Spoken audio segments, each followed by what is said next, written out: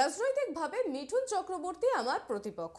ওনার রাজনৈতিক আদর্শ মতামত আমি সমর্থন করি না, কিন্তু অভিনেতা মিঠুন চক্রবর্তী সম্পর্কে কিছু বলার যোগ্যতা অভিনেত্রী সায়নী ঘোষের এখনো হয়নি।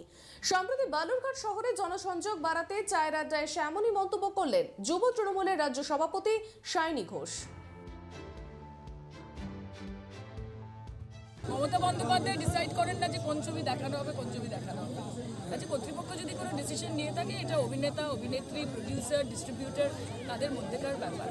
এবং যা বিতর্ক তৈরি হচ্ছে সেটাও কুণালদা এবং দেবের নিজেদের ব্যাপার। দুজনেই আমাদের দলের অ্যাসেট আমি মনে করি, এবং এটা ওদের মধ্যে ওনারা ঠিক করে নেবেন।